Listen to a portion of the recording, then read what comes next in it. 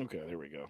It's up. I don't know what happened, but it's up. I'm gonna do a countdown in five, four, three, two, and one.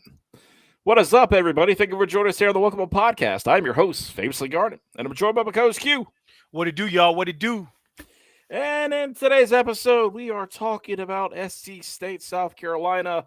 Brings back the old South Carolina State matchup. Of course, home of a very respectable program with Buddy Pugh ran for years. A great man Buddy Pugh is, and a terrific band out there as well, out there in Orangeburg, South Carolina. So shout out to SC State. We're excited to, Earl, our guy Earl, man, that's a big SC State guy. Love him.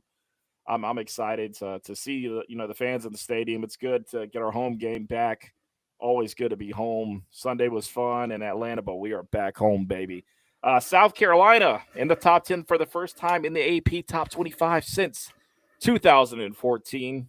Since 2014. So great stuff there. South Carolina is debuting a new look on the field. We're going to talk about what that's going to look like. That's exciting. I really can't wait. Recruiting is recruiting, and some guys have flipped to other programs that were eventually we thought would go to South Carolina, but ended up elsewhere. Now they're going elsewhere. So it's funny how that all works out, and that's going to be fun. And finally, Q's got some good stuff on a potential name in the softball world in recruiting. So really, really good stuff here. So guys, we appreciate y'all tuning in live, the Welcome On Podcast on Facebook, YouTube, X, all those fun places there. Appreciate y'all tuning in through Apple, Spotify, the official voice of South Carolina on the Believe Network. Q, let's go ahead and we're going to start off with this new debut for the field and what it's going to look like. And those pictures came out today. And I want to go ahead and shout out Zach Fresh over there, the creative media team. He is the brilliant mind behind what this field is going to look like in this new design. And I got to tell you, Hugh, I got to tell you, it looks great. And I cannot wait to see it in person on Saturday. What are your thoughts about it? Well, first off, fly Eagles fly. Eagles are taking on the Cowboys now. The reigning champion Eagles, the greatest team in pro football right now. You see the Oh, jacket, guys. You know what's up. So you Panthers fans, get ready for last place again in life. Spencer Rattler definitely will be beating you guys. We know that. Um, to all you cowgirl fans, just enjoy another losing season because you guys are indeed losers. You have literally not been anywhere important since I was 4 years old. No. Yeah, four. I was four. It was 1995. I was 4 years old, bro. I was 4 freaking years old, bro. been a while. I literally, I literally was just playing t-ball, bro. Like that's embarrassing. It's flat out embarrassing. It's embarrassing. But back to what we're talking about here. The field, it looks beautiful. Where the palmetto trees are placed are beautiful. I I am appreciative of what's going on. I'm appreciative of us getting into the modern times now. I think that is what people are missing in this situation is getting to the modern times. You guys have got to understand we're getting to the modernness now. We have to make sure we have money to compete. No matter how you want to put this, it takes funds to compete. You have to have funds in order to retain your roster. How do you think Shane Beamer was able to retain that 9-win team along with adding pieces?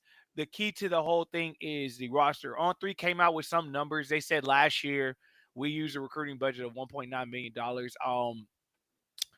I think it was dumb for On Three to put that out there because a couple of reasons why. One, those numbers are so inaccurate. It's actually kind of sad. It's actually kind of sad how inaccurate those numbers actually are. Two, and I think this is the bigger thing in my personal opinion about it. No one's gonna put the exact amount they put that recruiting stuff on paper. It's not gonna freaking happen. I'm Yeah. gonna go ahead and let you know that now.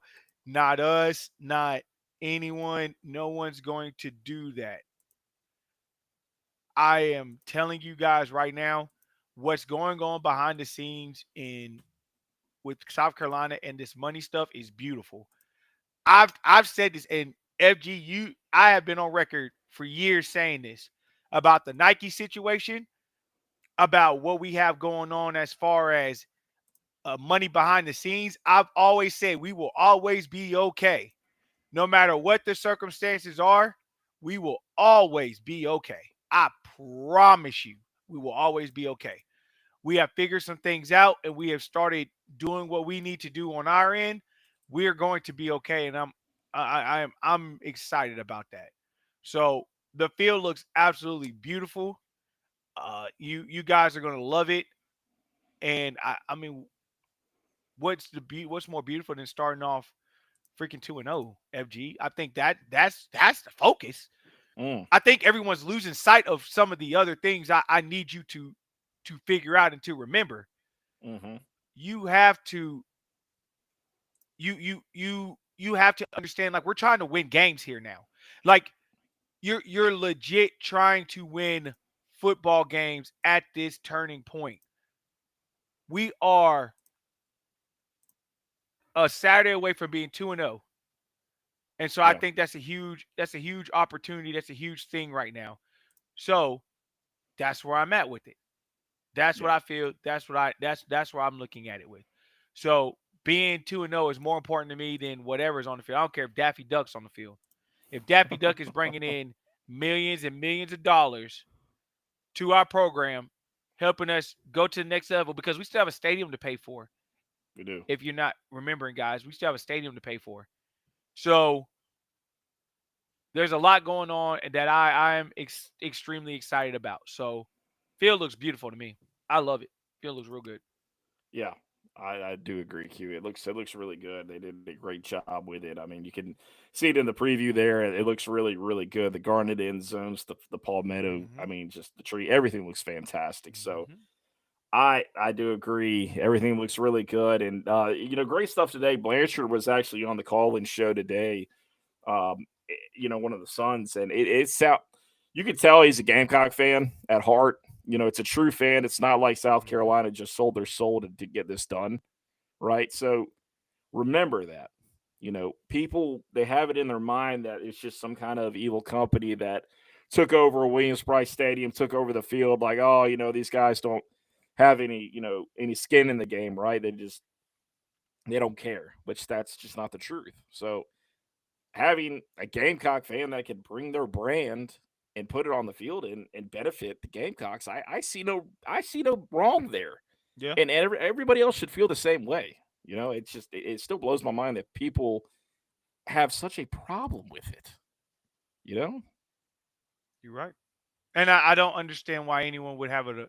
If you are a true alum and everything about that, I feel like you understand without a shadow of a doubt where we're at within the sport. If you want to be mad and blame anyone, why don't you blame the NCAA for putting us in this predicament? Like, Sure. let quit blaming South Carolina for doing what they need to do to stay competitive. Because if we didn't stay competitive, everyone in here would be pissed off and wouldn't want nothing to do with the team. Yeah. No one want anything to do with the team, so quit playing with us, man. Yeah, I do. Absolutely agree with that. Absolutely agree with that. Well, South Carolina, they've done a heck of a job in recruiting, right? They've done a heck of a job recruiting. Most recently, landing a 5-star offensive lineman, Darius Gray, out of Virginia, which that was an absolute battle. And we've had Darius on the show, and if you haven't listened to the interview, I can't say it enough. Go back and listen to it.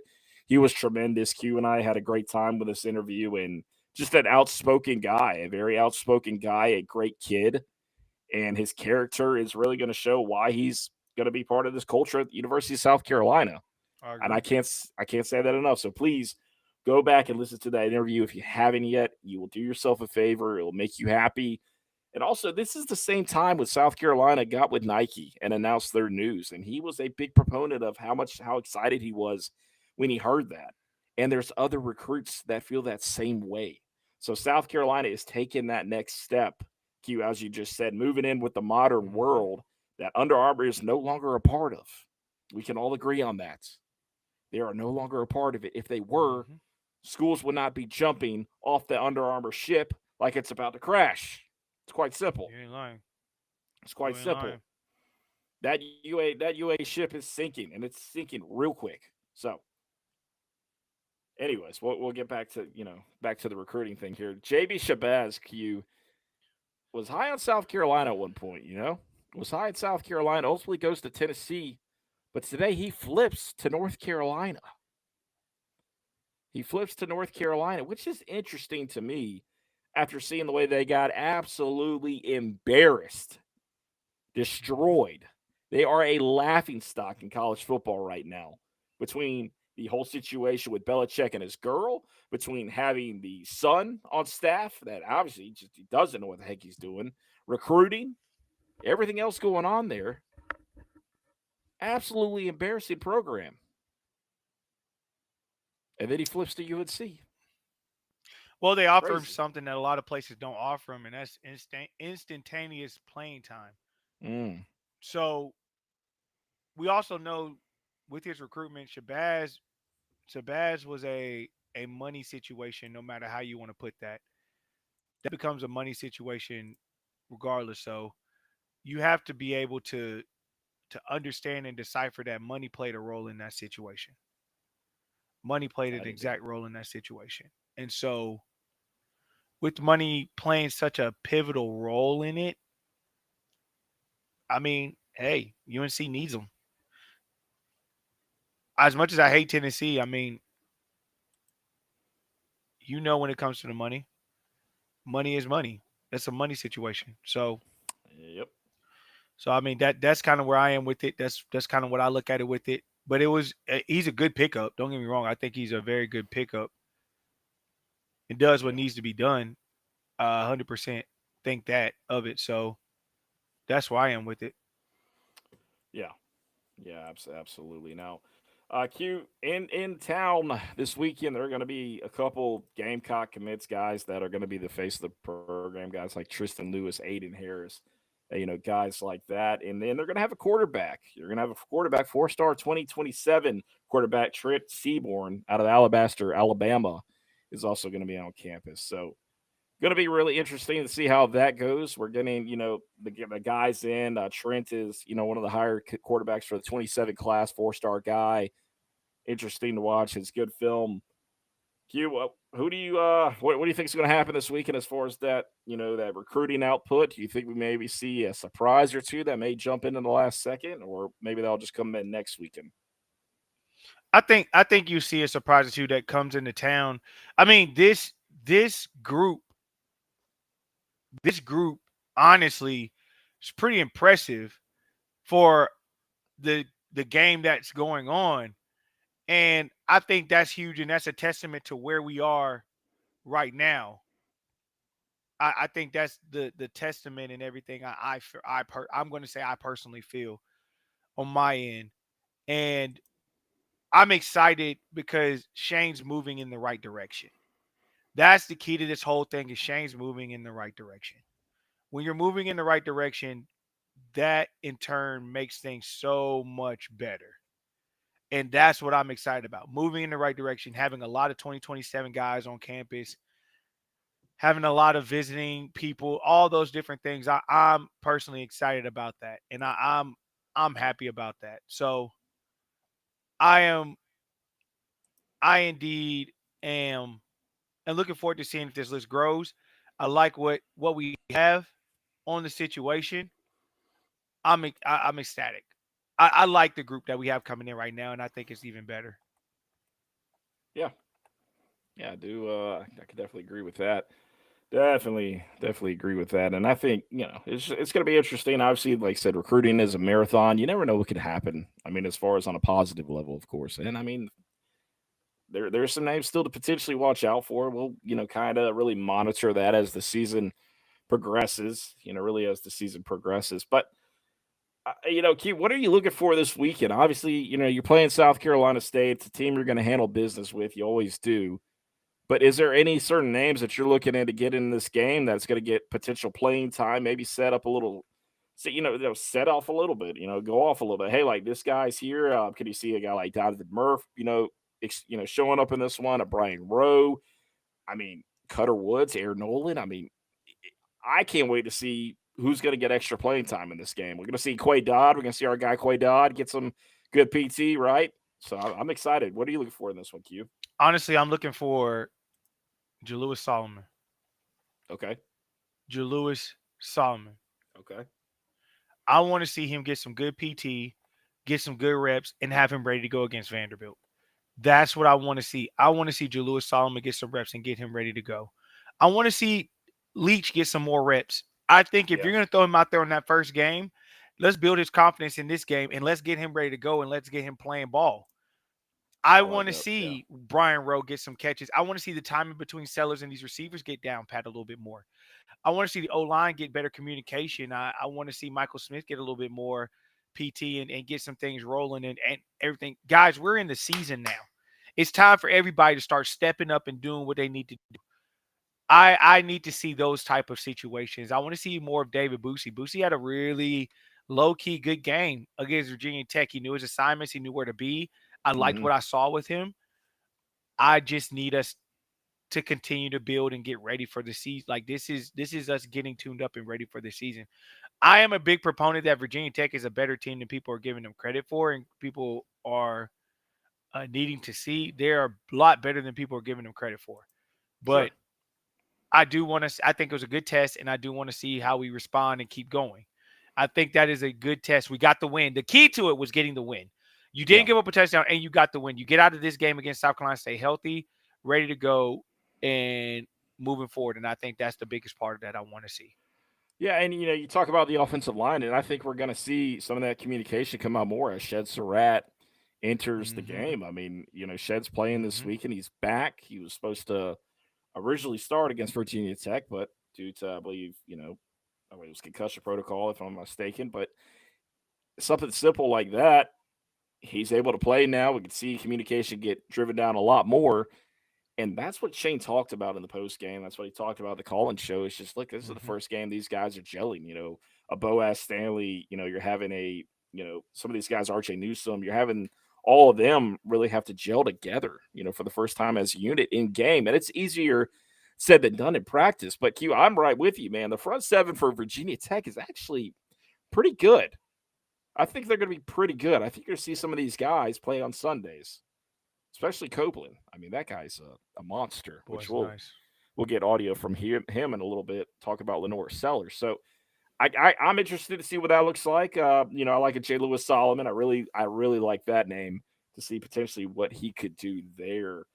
And yeah, Mm-hmm. I mean, I'd like to see more trenches. Just trench work in general. Our guys looked really good. I mean, on the defensive side of the ball, defensive line against Virginia Tech, a solid performance. Q, They a did good. overall solid They did performance. good. They did real good. Overall, good, solid performance. As far as injury report, go ahead and get that out. Obviously, Shed's returning, which is great, getting Shed back into the fold. Shane Bieber said tonight on the call and show that Judge Collier and JT Gear could be back next week. Could potentially be back next week. I'm gonna be honest with you.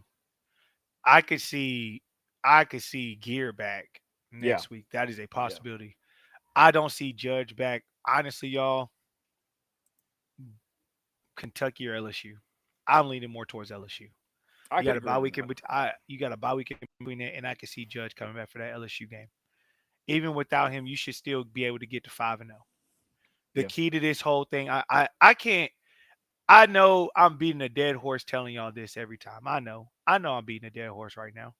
And I know y'all hate hearing me say this, but I mean this with my whole heart. If we want to get to where we want to accomplish and what we want to do, boy, that 5-0, that 5-0 got to hit like crack.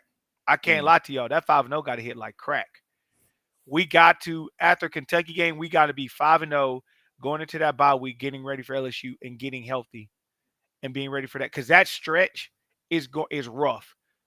Before the it's next rough. bye week, you will be playing LSU, Oklahoma, Alabama, Ole Miss. It's Before tough. that, that's tough. It's It's a tough. lot to go through. Just letting you know off rip, that's a lot to go through. So, Yeah, yeah. It's tough, man. It's definitely a tough stretch. mm-hmm, But you've said it before. I mean, this 5-0, you start out 5-0, you really find out who you are as a team, mm-hmm, despite before you hit that tough stretch, because you've mm-hmm, already gelled, you've already put this work in together. You know who you are, you know your identity at mm-hmm. this point. There you go. So So I it's do time. It's agree. time. It's time for us to focus in and do what we need to do on that. That's all I'm saying. Just focus in. Let's get that done. Yeah, yeah, no, I do agree. It's just it's gonna be good to be under the lights again at Williams Bryce Stadium. There's no other feeling like it, man. I Mm-hmm. cannot wait to be there Saturday night, and it's gonna be a great time, man. It's always a great time out there in Willie P, and Mm-hmm. I really can't wait. Q, I do want to play this audio from Copeland. Like I said, it's a guy that defensive lineman in Virginia Tech. He's a monster. He really is. I mean, he has the squat record at Virginia Tech. I think it was like over 600. And this is him going, on the record, basically doing a little. He's got a TikTok page where he does like post game talk, and he talks about how hard it was to take down Lenore Sellers. So I want to play this audio real quick so everybody can hear it. If you haven't heard it yet, I mean, it's just you need to hear it, guys. You need to hear it. But I want to say this dude, Lenores, is strong as heck. I'm not gonna lie, bro. Any other quarterback, I would have sacked on this play, right? But this dude is strong as heck, bro. I'm gonna give respect where respect is due. I'm not even trying to glaze, bro. This dude is strong as heck, bro. And then I got up and tried to chase him. He fast as heck too. Like, hey man, my respect go to Lenores, bro. He's strong as heck. My respect to South Carolina, but they got a good squad and they'll be pretty good this year. So. All right. So, I mean, look, having to tackle Lenore Sellers, you being that kind of, Mm-hmm. having that kind of size, Mm-hmm. it's not easy, man. It's, Mm-mm. as he said right there, he's like, look, he's real, man. Like he wasn't trying to glaze him. Like he's like, look, Mm-hmm. this is reality. Having to try to tackle this guy, and Lenore's man, he's a big boy. That is a big boy. Lenore's is massive. He's a big guy. He's a big guy. So it's always cool to see other players' perspectives, kind of see what they have to say about it, and to hear about Kamari Copeland's experience, on hand of what it was like. I mean, it's just really cool. So. And shout out to him for giving Lenore his flowers too. That's also good. You don't really see that too much these days. So No. really, really good stuff there. Q, Alabama continues to be a topic of discussion. South Carolina, they come to South Carolina this year. I'm going to tell you, man, that buyout people have been talking about it nonstop. We're seeing a lot more issues. I think Alabama just had a defensive lineman go down for the season, so that's going to be even tougher for them. Do you think Kalen DeBoer makes it through the whole season? Yes, Okay. I do. But I think a lot of conversations will be had after the season is over. Personally, that's what I think. I think there will be a lot of conversations that are had after the season is complete. I think that's just is what it is. There's a lot of conversations that are going to be had. I think the board is going to have to figure some things out. That team's really undisciplined, but with them being undisciplined, I don't care. I'm ready for that October game. I wish we played them earlier. I want to play them while they're undisciplined. Genuinely speaking, I just want to play them while they're undisciplined. Get us a dub. So um, we'll see what happens come October. They could get it figured out by then. I don't know, but I saw a very undisciplined team. I mean, that's that. I mean, it is a very undisciplined Alabama team. And Facts. look, you don't have long to get it right, man. You obviously got Louisiana Monroe, but then you play Wisconsin, which, I mean, Wisconsin's not world beaters, but good Lord, can you imagine if Wisconsin goes into Mm-hmm. Tuscaloosa and they pull that upset? I That'd mean, be that would bad for be them. gut That'd be wrenching. really, And if that that'd be doesn't bad for happen, them. Georgia, you got Athens. Alabama's got to go to Georgia. Vanderbilt. Vanderbilt comes in Tuscaloosa, and then I believe they travel to Columbia, Missouri, and then they have to go to Tennessee, or Tennessee comes to them. I mean, there's a lot of games before they play South Carolina. A lot of games before they play South Carolina. Yeah, I think they play Tennessee the weekend before South Carolina. Yeah, I believe that's accurate. So So that's the thing too. yeah, yeah, it's definitely something to watch. I'm excited, like I said, to be back into the stadium. I can't wait. Hmm. Q, go ahead with your intel, man. You got a little bit of intel with a softball player for potentially for South Carolina, man. So go ahead and speak the truth, man. Tell you what you know. So the number one player, she's at Gray. Um, she's definitely at Gray. a collegiate, and Aspen Boulware.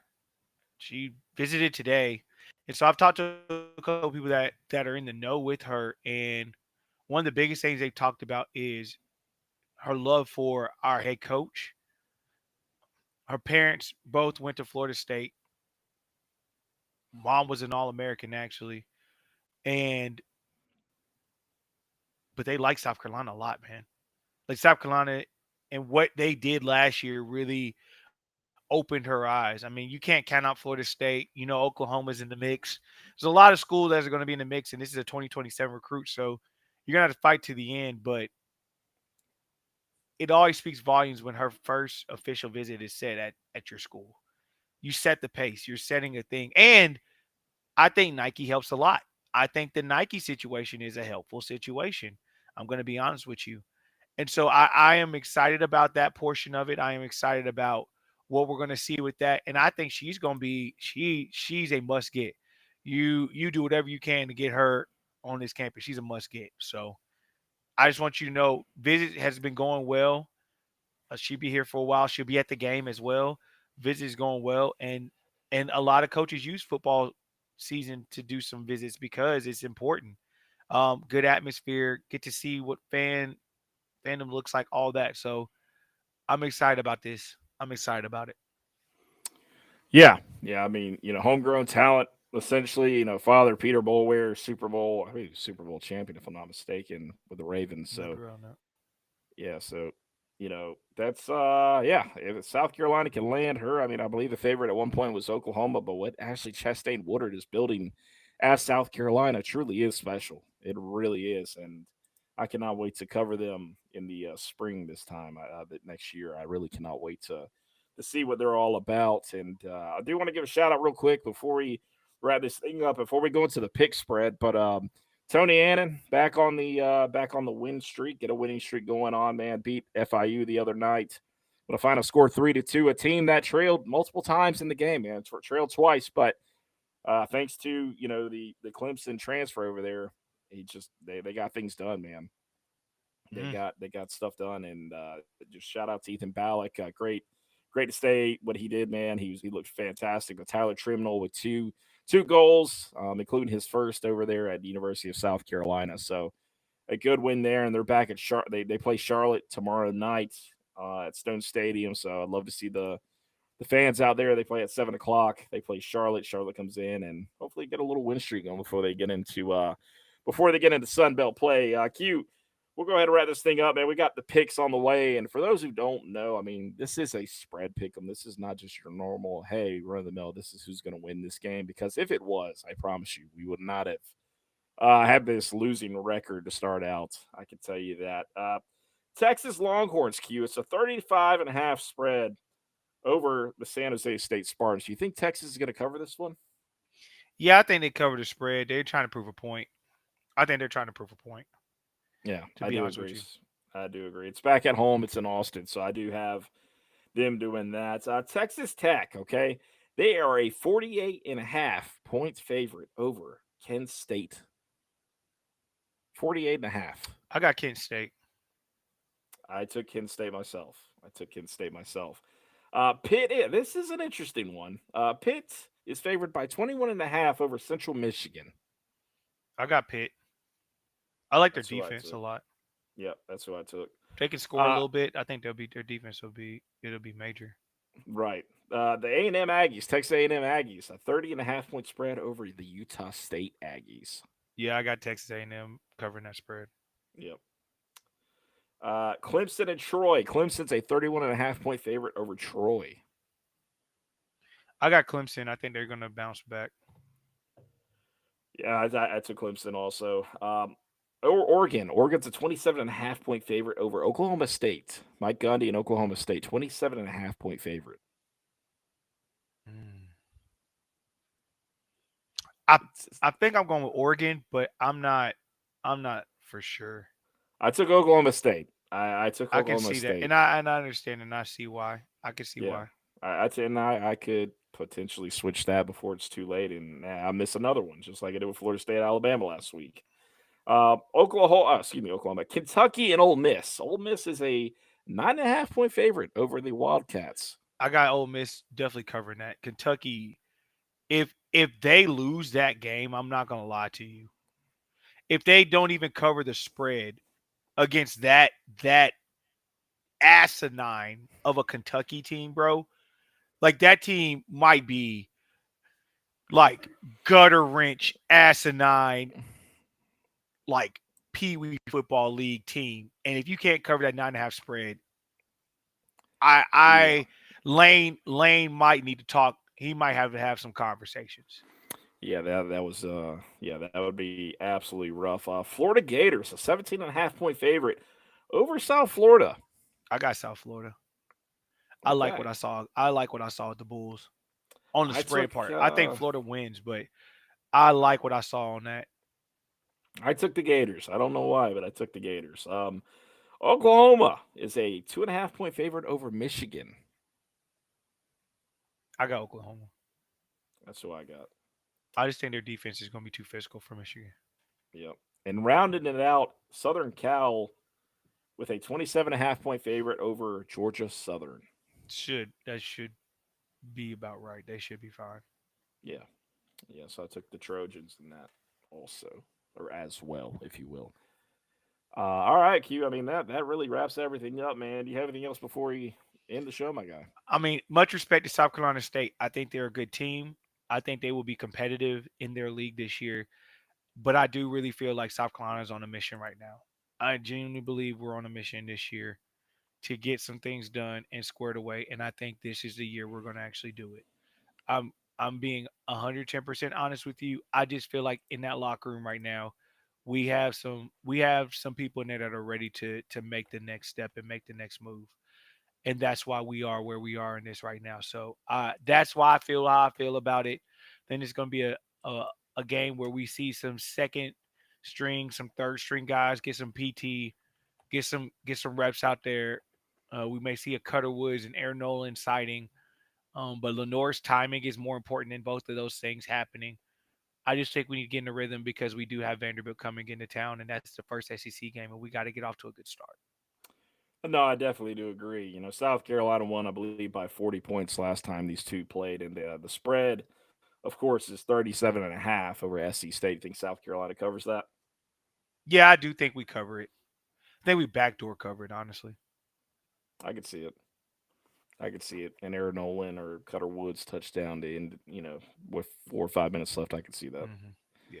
So. I could definitely see that. Good stuff. Well, guys, we appreciate y'all tuning in live. The Welcome On Podcast on Facebook, YouTube, X, all that good stuff where you can tune in live. Appreciate y'all listening in on Apple and Spotify, the voice of South Carolina on the Believe Network, the Welcome On Podcast. Guys, we will see you next time. Peace.